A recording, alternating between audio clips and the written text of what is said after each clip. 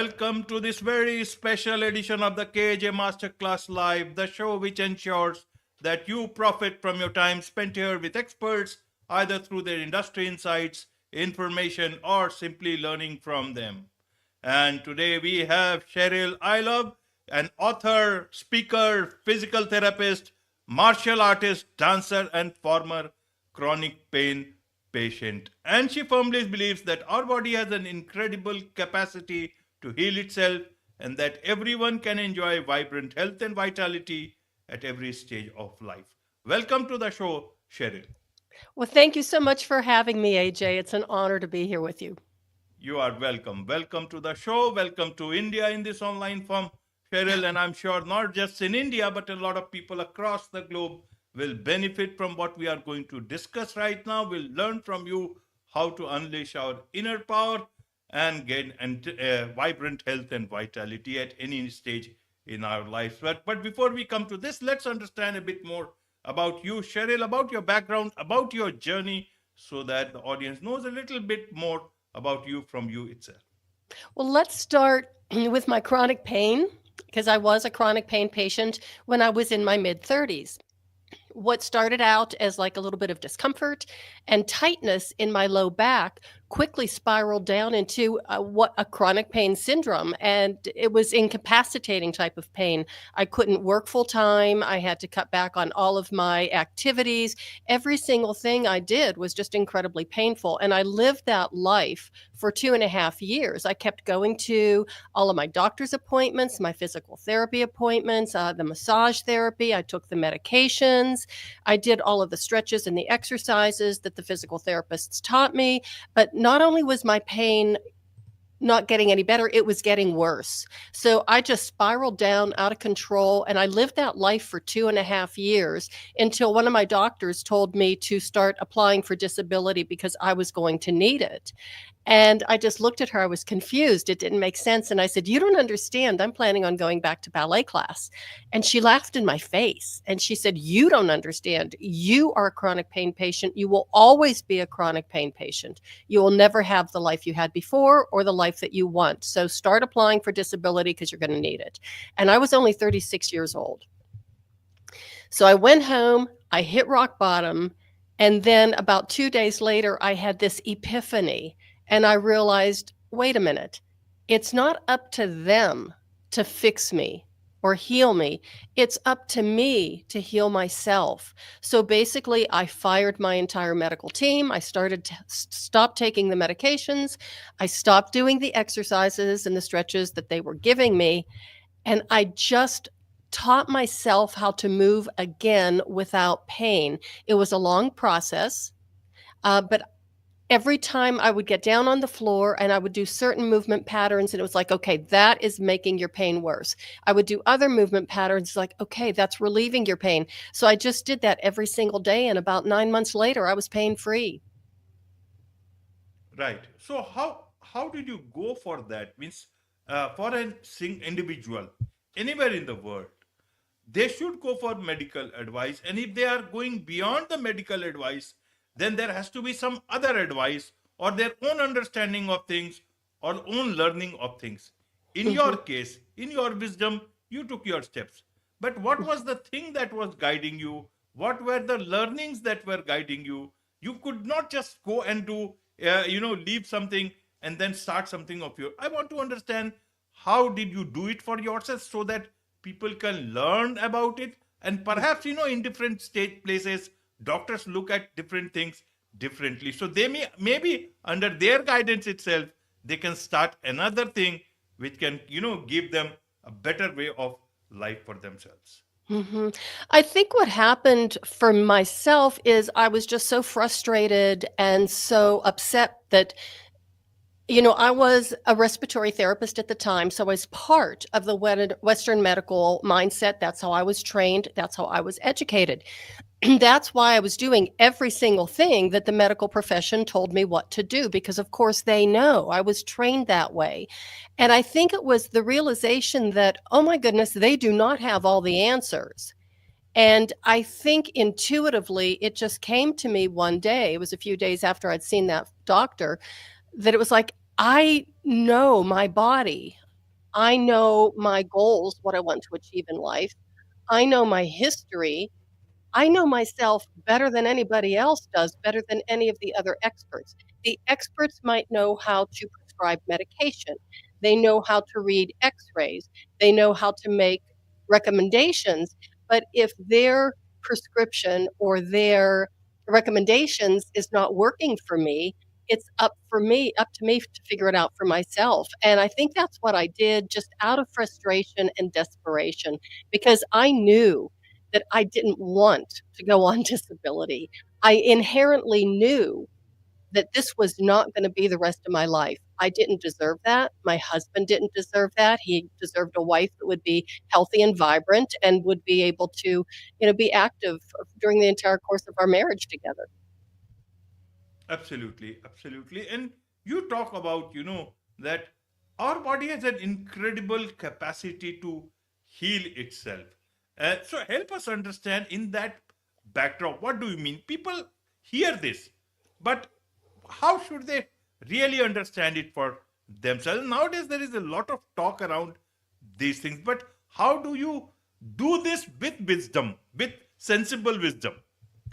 That's a great question. You really have to start with self-awareness and self-introspection. And when I realized that maybe some of the things I was doing in my lifestyle or the way I was using my body was not very efficient. And so that's why I was actually breaking my body down just by some of the things that I was doing at work, in ballet class, on the ski slopes. So I brought that level of awareness like, aha, I'm pushing myself too hard. Instead of moving with grace and ease and effortlessness, I was actually like grinding and pushing and shoving every single movement that I was doing when I was working out or at work. And when I finally realized that, it was like, okay, if I just give myself, my body, a chance to relax, recover, and rebuild, maybe it will respond. And basically, that's what happened. And I think a lot of us, we're taught that if we want to be strong and healthy, we've got to push, we've got to really, push ourselves. And what's that saying? No pain, no gain. That we need to get rid of that because no pain, much gain is what I found in my journey, and which is what I taught and still teach my clients to do and included in my first book on fitness over 50. Right. And you talk about movement. What is this movement about? Again, is it about no pain, only gain? Yes, it is.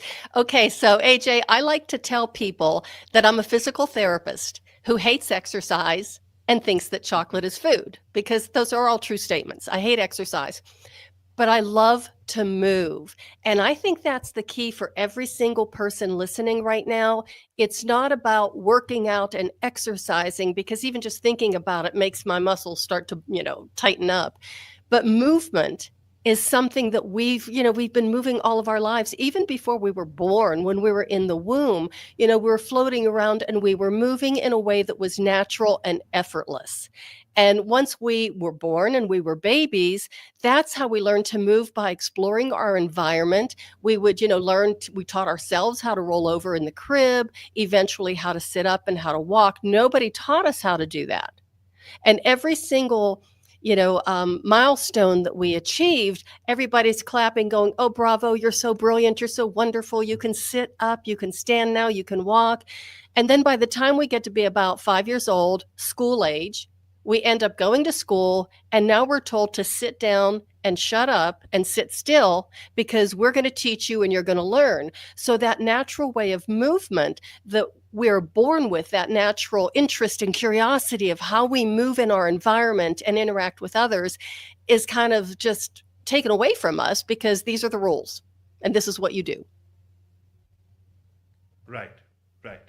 So I want to understand then, you talk about, especially for women, if it's that look like a woman, act like a lady, move like a ninja, and think like a warrior. What is this moving like a ninja? And which comes first? What is the first stage and what is the final stage here? Okay, so that was just something that came to me one time at 3 o'clock in the morning when I couldn't It's sleep, and I good. thought, It's you know, good. You see, that's why I've asked. It's a lot. It's a very strong, empowering statement. thank you, it really is. But I think a lot of times we either don't want to, maybe look, we don't want to do the makeup and the hair because it might be too much. And then it's like, well, maybe we're not doing enough. And we get so confused by how we want to look. We're influenced by so many outside sources like, social media. Don't get me started on that. The media, other people, and, their impression of us. So it's like, if you want to look like a lady, go ahead and do that. But, you have to actually embrace your inner or strength at the same time. People think that looking like a lady or acting like a lady, looking like a woman means that you're giving up your personal power. And it's exactly the opposite. That's you're embracing your power as a woman, as that feminine energy. And believe it or not, the men at the dojo helped me really embrace that feminine energy. That's a long story. But then to move like a ninja, that goes back to the effortless moving. When you see a ninja moving around, like at the dojo or whatever, it's almost like it is almost like they're moving like water or smoke because it's not, clunking around again, like trying to push through anything. Even when we train with our partners, we're not really pushing and shoving. It's like a delicate dance, trying to take their balance and trying to overpower them, which is how a woman my size and my age can take down a man who's twice my size and half my age. I can't do it by brute force. That would just be silly. But if I use my body in an effortless way, I can get under their center of gravity and easily take them down. It's beautiful. It's beautiful. And that is where it brings me to this. At 47, you became your teacher's first female black belt 10 years later. And then that is where you talk about, the strength and power in each and every one of us waiting to be unleashed. Help us understand both these things, the motivation to start something at 47 and also about this potential. People just think at any stage, we come to know, oh, our bones will start, becoming weak at this stage. We will have hormone problems at this stage. Oh, Hmm. we will come to this level, then we should expect this. The Hmm. eyesight will grow, will go down a bit at this stage. We start losing powers, less to the actual thing, but more to this conditioning. Help us understand in that backdrop about Hmm. all this unleashing our inner Hmm. potential, Cheryl. And yeah, thank you for saying that, AJ, because that's exactly what happens is we hear all of this negative messaging from the outside, from the media, from friends, family, or maybe even our physicians, oh, this is part of the quote unquote normal aging process. And obviously that's not true. So when I started training at the age of 47, I did not go willingly. My teacher, my sensei, was my acupuncturist before he became my teacher. And the first time I went to him for a treatment, when he started putting needles in my legs, he got a faraway look on his face and he said, with your legs and my coaching, I could teach you how to kill with these things. And I thought, oh my God, who thinks like that? Let alone says it out loud to a perfect stranger. And I'm thinking, where's my purse? This guy's crazy. I got to get out of here. But he had needles sticking out all over me. So he literally had me pinned to the table. I wasn't going anywhere. So I just say, hey, thank you. I'm not interested. I'm never doing martial arts. It's not on my radar. It's not in my DNA. I'm never going to do it. Long story, it took him 3 years to convince me. And finally, I said, okay, I will take a few classes just to prove to you how much I'm going to hate it. And then I'm going to quit. Well, I didn't hate it. I fell in love with the art. I fell in love with the training. I fell in love with the sense of empowerment that I got from training, even in the very early stages of my training. I was terrified. Most of the time, I was the only woman in class. But there was something about being able to move in a way that was very subtle, effortless, and to be able to see that I could take somebody down. I'll never forget the time I had a very, very tall man. He was probably about 6'3", and we were learning how to throw. And of course, I'm a white belt. I don't know anything. And he came up to partner with me, and I'm looking at him going, this is never going to happen. But he was so good at coaching me through where to place my body, where to center my weight, how to use myself as like a fulcrum in a very safe but strong way. I was able to lift him up on my back and carry him across the floor. And so that was like one of those, whoa, I had no idea I had that kind of strength and power inside of myself. And once I felt that physically, mentally, emotionally, spiritually, I could feel that strength just surging slower. It was slow, but just every single year it was starting to rise in a way that was just so beautiful. Even to this day, I have a hard time, believing it happened. I'm 68 years old now. I still train 3 days a week. So yeah, it's just been an incredible journey. And trust me, especially for you ladies out there, if I can do it, I can guarantee you can do it. Absolutely. Anyone can do it. And you talked about that man that was after your chronic pain. Several years after that chronic pain, which once upon a time you were told that you will have to live with it, go for disability sort of preparation. hmm and actually, when I first started training, and even through my training, I was still taking ballet lessons too. I was still going to ballet class, and there were days that in the morning, I would drive across town and I would do a professional level hour and a half ballet class. Then I would drive across town and I would do an hour and a half martial arts class. And I remember one day thinking, wow, if I had listened to that doctor who told me, you know, you're broken. You're never going to heal. You're always going to be a chronic pain patient.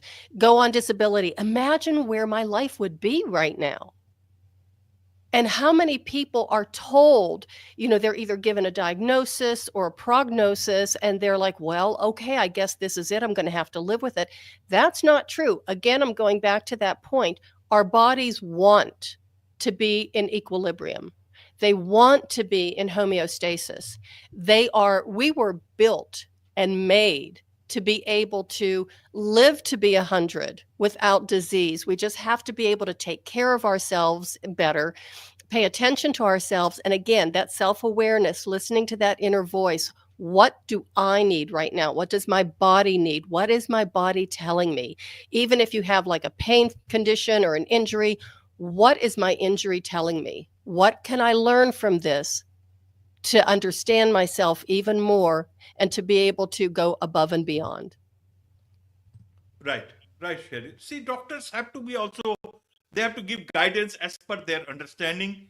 Maybe hmm you go to another doctor, he will look at it, differently. That's why we talk of second opinion, third opinion, or perhaps more opinion. But the bigger opinion is about how we feel about things, and if you want to try out something much more from our will. There's nothing bigger power than willpower, because that's God's power in my understanding. There is so much to learn from you, Cheryl, and that's why let's look at your two books. I can see both these books in the background: Forever Fit and Flexible, Feeling Fabulous at 50 and Beyond, and The Reluctant Ninja: How a Middle-Aged Princess Became a Warrior Queen. This looks sounds like your story. So tell us about these books. Who are these books for? Is it only for those 50 and beyond, or is it about those people who have got willpower like yours? I think that especially the fitness book, it is for people over 50, but I would say start reading it when you're in your 30s because it gives you so many insights, valuable tips that you can start thinking about even in your 30s. Because think about it, that's when I was a chronic pain patient, was in my mid 30s. So my reason for writing the book, and of course I ended up going, after I healed myself from my pain, I ended up going back to school, got my master's degree in physical therapy. And I realized as I was going through the physical therapy training program, it's like, oh, no wonder why I kept getting worse, because the way the system is set up, it's like you're treating everybody for, the symptoms, the diagnosis, and you're not looking at people individually. So that's why when I graduated with my master's, I actually opened up my own small practice, teaching people how to heal themselves the way I did through my journey. So that's why I put it in that book, wanting to be able to reach a lot more people so they can plan ahead, so they realize and they don't fall into that trap of, oh my gosh, I have to live like this, because nobody has to live with pain. Of So course, nobody has to live with pain. But what about martial arts? Did you ever had to use it outside of anywhere? You outside on the street, somebody acting extra smart? oh, that is a great question. I love that question. Um, I'll be honest. Yes, I use my martial arts every single day when I go out of the house. Every single day.